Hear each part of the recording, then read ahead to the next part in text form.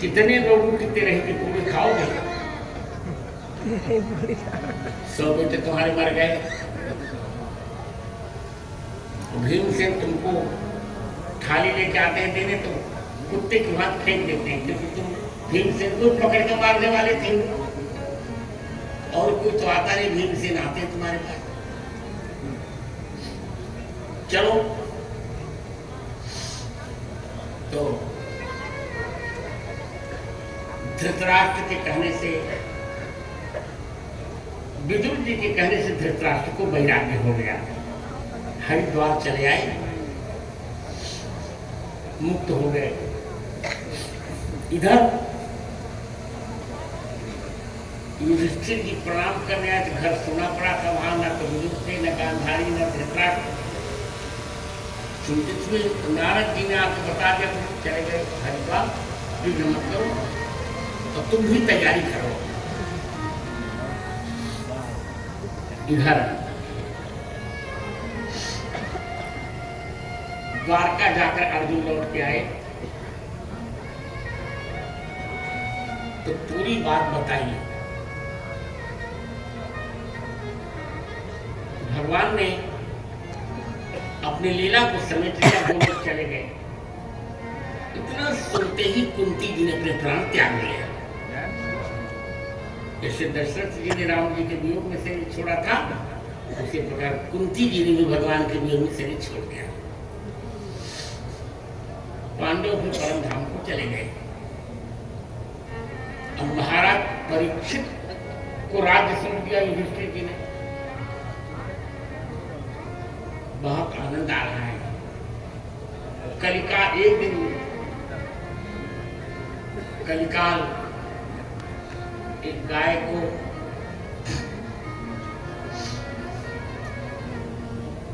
और एक बैल को मार रहा था। बैल के 3 चरण कटे थे। परीक्षित ने ललकारा, उसने कहा मैं कलिकाल हूं, कहा मैं अभी मैं तुमको मार डालता हूं। कष्टा मत छड़ने लोगे। भगवान ने कहा कि बैल से कि मेरी शरण में रहने में श्लोक में तुमको कौन मार रहा है? बड़ा धन से बड़ा बलि। तो बैल ने बताया कि मैं धर्म हूं, ये गाय है मां पृथ्वी। उसने कहा मैं मार डालूं? तो उसने कहा कि नहीं, आप जहां कहें वहां मैं रहूंगा। 4 स्थान बताया, जहां बाजारू स्त्रियां वहां रहो, जहां सट्टा जुआ खेला जाता वहां रहो, जहां शराब खाना हो वहां रहो, जहां मांस बेचा जाता हो, जहां कसाई खाना वहां रहो। एक और बताइए, अच्छा जहां अवैध सोना रखा गया हो वहां रहो। ठीक है।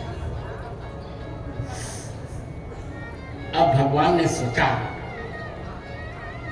कि भागवत जी का प्रवचन कैसे होगा, तो परीक्षित जी से कोई भूल करवा दी जाए। इसलिए एक दिन परीक्षित शिकार करने गए और मृगों की बहुत हत्या की, तो वो कसाई खाने जैसा हो गया, निरर्थक हत्या कर दी।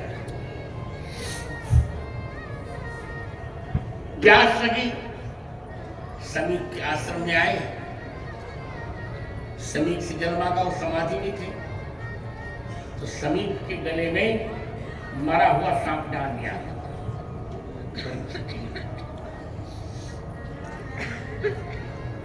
समीप के बालक को समाचार मिला, बहुत तेजस्वी था बालक,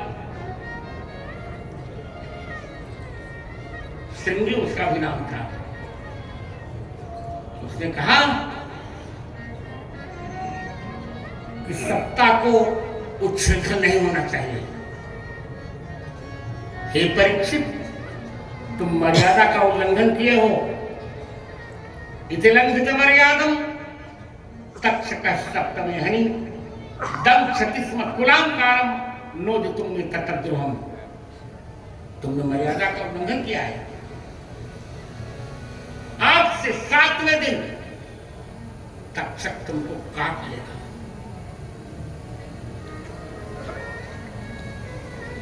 समाचार मिला परीक्षित को। परीक्षित जी ने क्षमा नहीं मांगी। ठीक है, जन्मेजय को राज्य दिया, स्वयं सुखताल चले आए। उत्तर प्रदेश में मुजफ्फरनगर नाम का जिला है, वहां सुखताल है। सुखताल ही उसका नाम है, लोग सुखताल कहते, गलत है। सुखताम लाती सुखताल, वहां पर परीक्षित आ गए और सभी महर्षिगण आ गए। सबने सोचा परीक्षित की मुक्ति कैसे होगी। चिंतन करते करते पूरी रात बीत गई। इधर सूर्य नारायण उदित होना चाहते हैं, उधर अध्यात्म के सूर्य शुक्राचार्य जी महाराज तत्रा भवत् भगवान व्यासपुत्र यदृच्छया गामकमानो नपेक्षः अलक्षलिंगो निजलाभतुष्टो वृतः स्त्रीवारैरवधूतवेषः।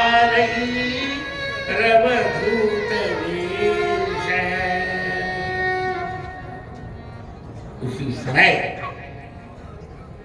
तत्राभवत् भगवान, भगवान ही प्रकट हो गए। शुक्राचार्य के रूप में भगवान प्रकट हो गए। शुक्राचार्य भगवान की जय। 16 वर्ष की अवस्था,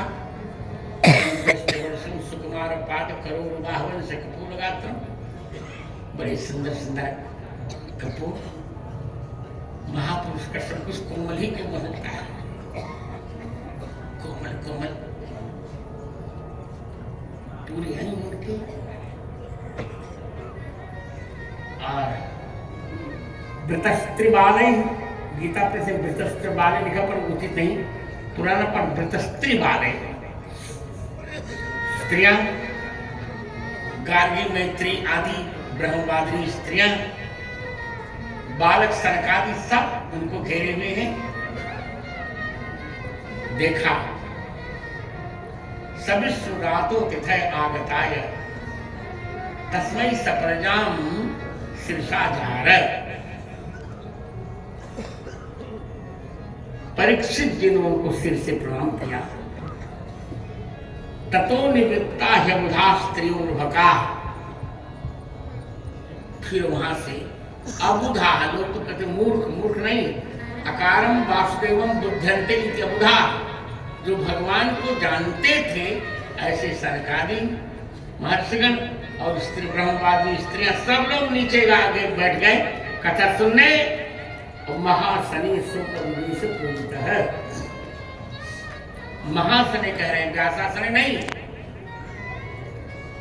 महाराधा। मह्यते इति महाराधा तया दत्तमासनम महासनम तस्मिन् महासने। राधा जी आई, गोलोक से देखा, ओ